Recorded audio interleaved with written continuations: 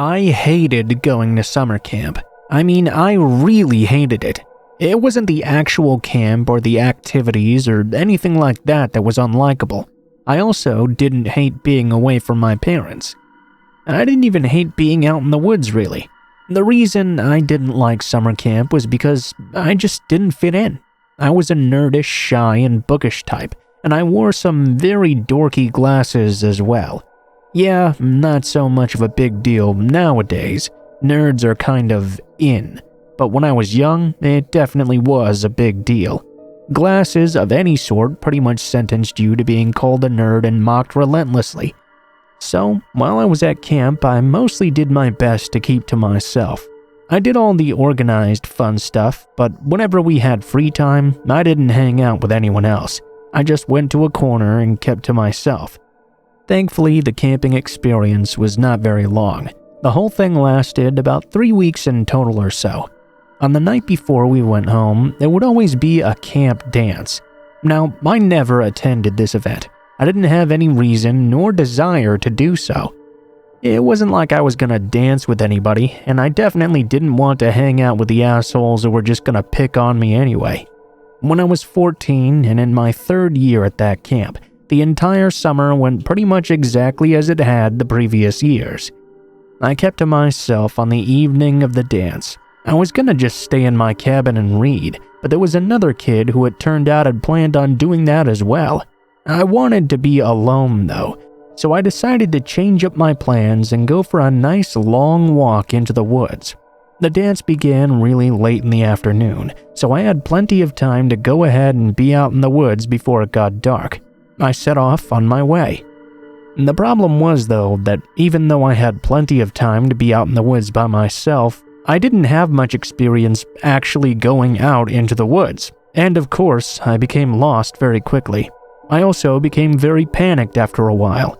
I was doing my best to figure out a way to get back.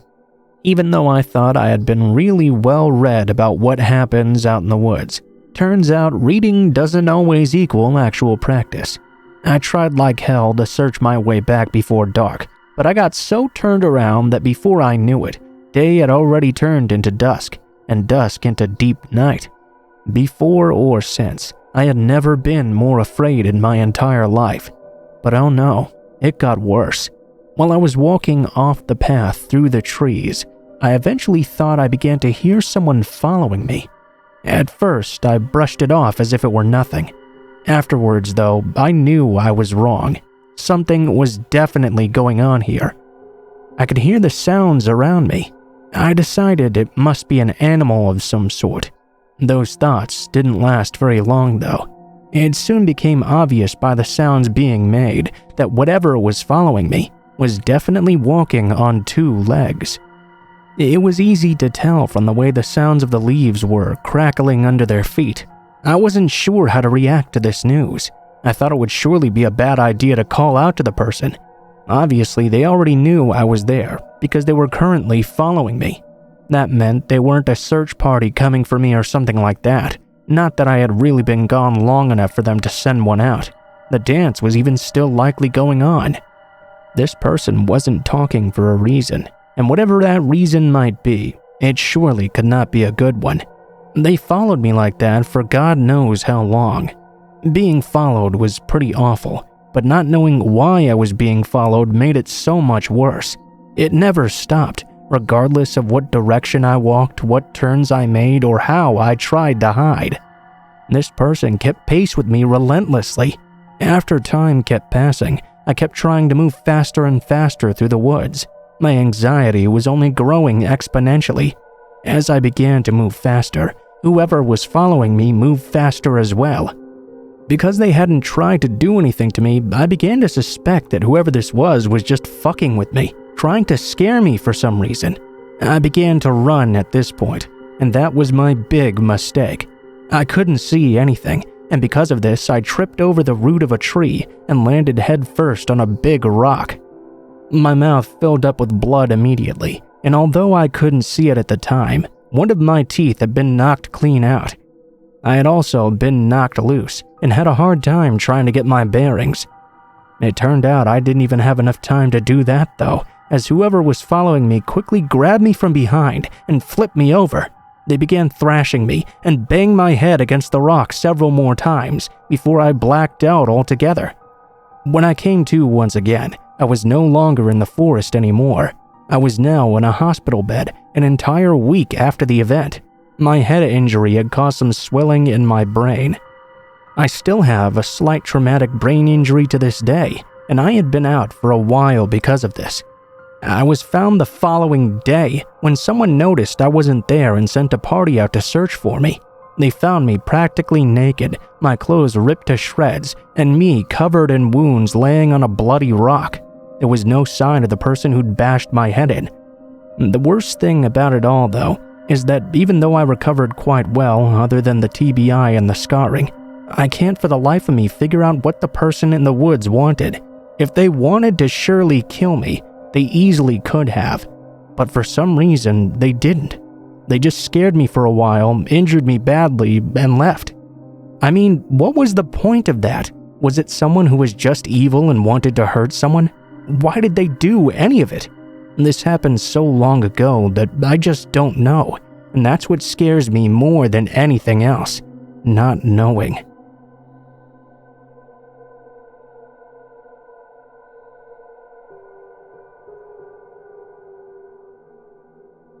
When I was at camp, I had a pretty fun time for the most part.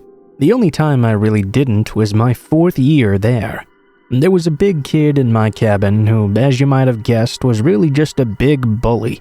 His name was Carl, and he delighted on picking on just about everyone else there. It was completely miserable. All you could do was try to ignore him and hope he would get bored and leave you alone. But he was a bully, and bullies never get bored of bullying. Being in that camp with him was terrible. He'd do awful things, like when we were doing archery. When there was no counselors around, he would point the bow and arrow at one of us with the arrow cocked. He would then pretend like his hand was slipping and accidentally let go of the arrow and shoot it at people. Then he threatened to beat the crap out of you if you went to the counselors about it. He'd punch guys in the middle of the night when they were sleeping right in the stomach, then laugh at them when they couldn't breathe. He was a grade A prick. It was pretty much like this with him throughout the entire camp. After a couple of weeks of putting up with him, I finally got fed up. I went and complained to one of the counselors. Carl got into huge trouble, of course, and was taken out of our cabin right away. He was also not allowed to go to the archery grounds ever again.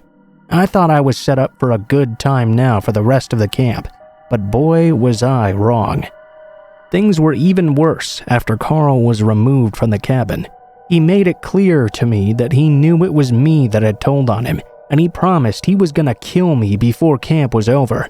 Although I didn't really believe he was actually going to kill me, I had no doubt he would try and get some sort of revenge. It turns out that revenge came when I was out hiking with my buddy Kevin. I wasn't aware of this in the beginning, but Carl must have followed us out hiking at some point. We were headed back to the camp. We had to pass over this rope bridge that was situated over a ravine. It was a pretty solid bridge that we had been over 100 times before. This time, though, when we were about halfway through crossing, Carl appeared to us on the far end, blocking our way out. I didn't know what to do, but Kevin sure did. He ran off in the opposite direction, leaving me behind. I was frozen in fear because I remembered his threat against me. I finally decided I needed to run too. I turned, but in my apprehension, I tripped and stumbled on the bridge. Carl quickly caught up with me. He grabbed me and roughly pulled me to my feet. Then he grabbed my head and forced me up against the rope side of the bridge. He rubbed my face against the rope over and over, burning me. "I told you I was gonna kill you, you fucker, and now I'm gonna throw you off this fucking bridge!" Carl sneered in my ear. I can admit I was crying. I honestly believed he was going to kill me. I pleaded with him to let me go and let him know I was sorry, but he didn't care. He basically told me to enjoy dying. I struggled as he started to lift me over the rope railing. Luckily, here comes Kevin. It turned out Kevin was not as cowardly as I thought he was. He knew what was happening, and though he hadn't seen Carl rubbing my face against the ropes, he had grabbed a huge rock and sprinted full speed at Carl. He smacked that son of a bitch right in the head with it, knocking him over and freeing me. He picked me up, and we both ran all the way back to camp. Carl was eventually taken away by the police and spent an awful long time in juvenile hall. He didn't get convicted of attempted murder because there was no way to honestly prove he was going to kill me. After that, he never came back to camp though. After he was convicted, I luckily never saw him again.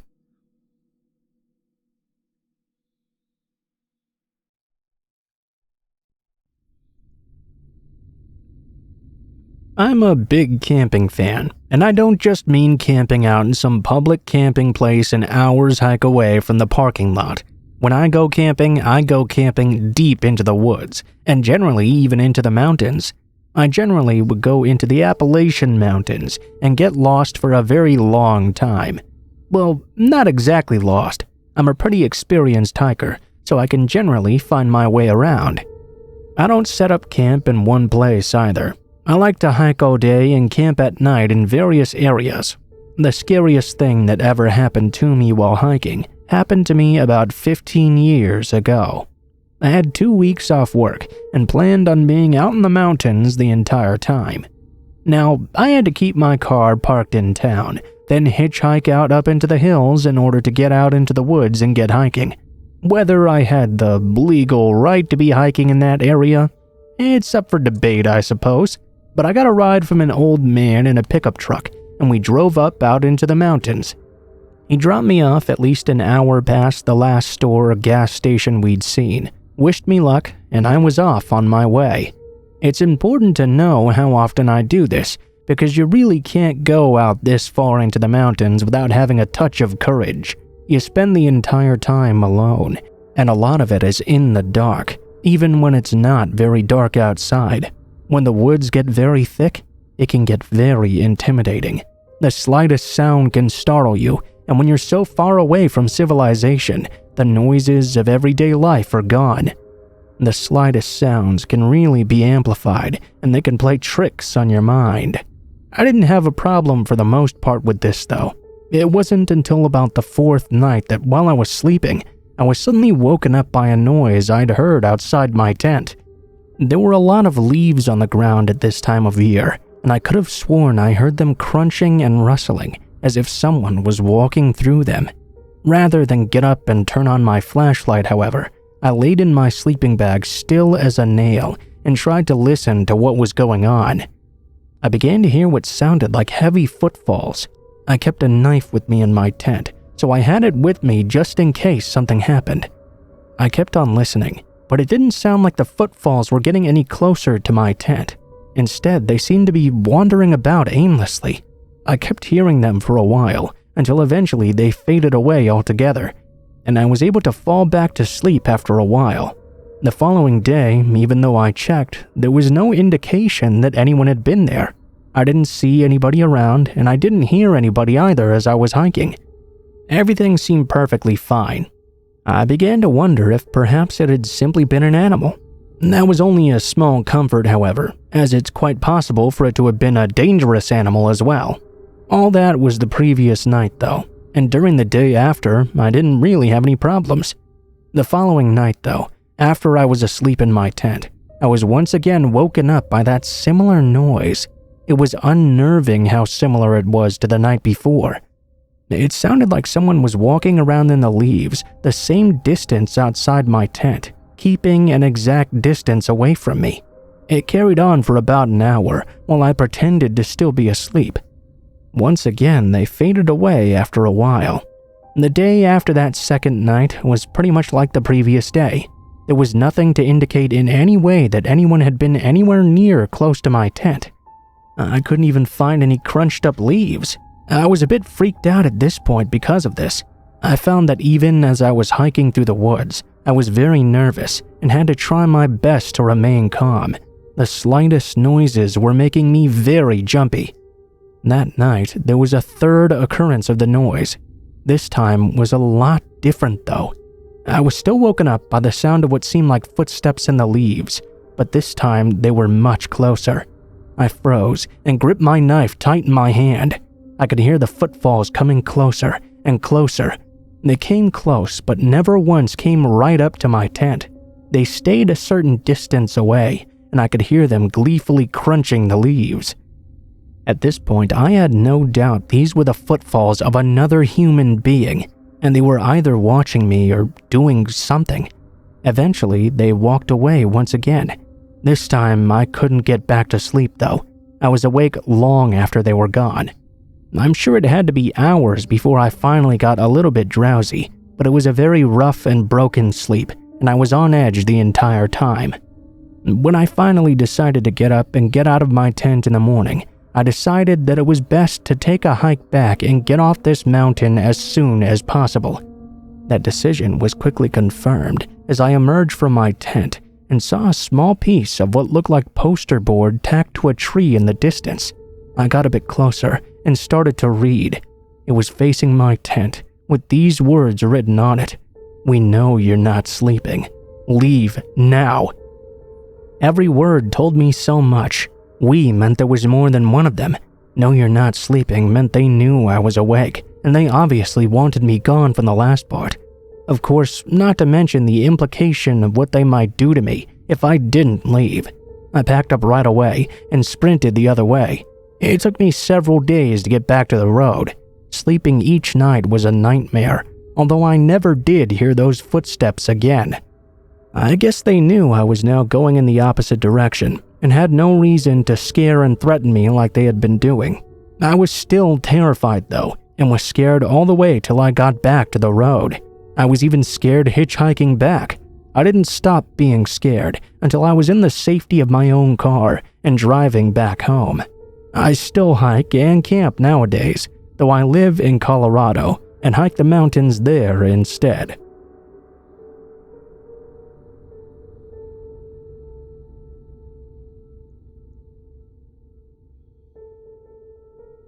This happened to me when I went camping with my boyfriend about 10 years ago. I myself was never really that much into camping, but it was one of his absolute favorite things to do, so I agreed to go along this time. He told me he had a really nice spot that he'd like to camp out at, and it would take a good day of hiking to get out to it.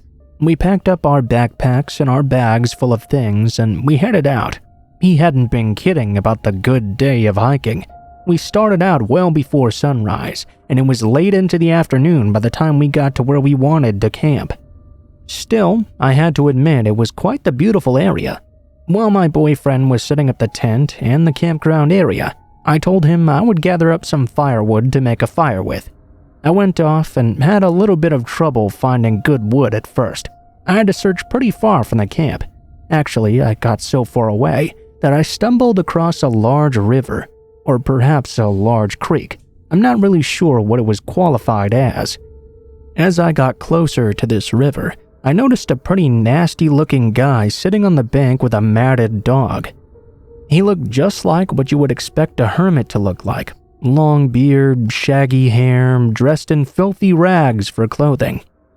As much as I decided it was my best interest to try and avoid this hermit, he did catch notice of me. When he did, he shot up and motioned for his dog to come over and follow him. I tried to pretend like I hadn't seen him, but that didn't deter the man. He called out to me. I pretended not to hear him. That didn't deter him either. Eventually, he caught up to me, and I wasn't able to pretend like he wasn't there anymore. Thankfully, the man seemed friendly enough. Something about him just kinda creeped me out though. It didn't make me any less nervous when I noticed he had a big knife sheath on his boot. He never made any attempt to reach for it or even threaten me in any way though. Instead, he began to bombard me with questions. What was a pretty little lady like me doing out in the wilderness all by myself? I explained that I was not in fact by myself. I was camping with my boyfriend and I was out looking for firewood. The hermit didn't seem to believe me. He kept looking at me like he'd just gotten out of prison or something, and I was the first person he'd seen in decades. Hell, as far as I know, I was the first woman he'd ever seen. He kept on calling me pretty little lady and wouldn't leave me alone. It took a long time to eventually get away from him. When I did manage to leave him, he whispered that he would be keeping an eye out for me to make sure I was protected. He told me he was sure my boyfriend couldn't do the job on his own. When I got back to camp, I told all of this to my boyfriend. I wasn't really worried though. My boyfriend was a pretty big guy, and I was sure he would be able to easily fight off the hermit if he showed up. We just concentrated on having a good time. Eventually, we went back to our tent and went to sleep. Really deep into the night, I was awoken by a sudden noise. I snapped to attention and listened closely. My mind immediately went back to that hermit. It definitely sounded like someone was creeping around outside our tent. I woke my boyfriend up and told him I just heard something. As soon as the words were out of my mouth, he began to hear it too. My boyfriend snapped awake and looked around, telling me to lay low. He crept out of the tent. This is where the worst part happened. He was gone for a really long time. Fortunately, the fire was still burning outside, so if he did come back, I would be able to see him. I got really worried though, because he must have gone really far from the tent. It didn't make sense that he would go so far away without telling me. Then I saw a shadow of a figure approaching. I could see it very clearly through the fabric. As this person just stood there, I prayed that it was my boyfriend, but I pretty much already knew it was not. There was no way he would just stand there like that, because he knew that would scare me. "Brad?" I croaked, my voice dry and timid. "It's me, pretty little lady." I heard the voice of the hermit respond to me. He didn't sound as friendly as he had before. He sounded sinister. It was more than enough to scare me to jump out the door of the tent and run in the opposite direction for all I was worth. I quickly ran into my boyfriend and told him what happened. He kept me close as we made our way back to the camp. By the time we got there though, the hermit was long gone. Our tents had been cut to shreds, obviously by the hunting knife he'd sheathed on his boot. I told Brad I wanted to leave, but it would be dumb to travel in the dark. Instead, we stayed awake by the fire until dawn and packed up and left as soon as it came. I never went camping again.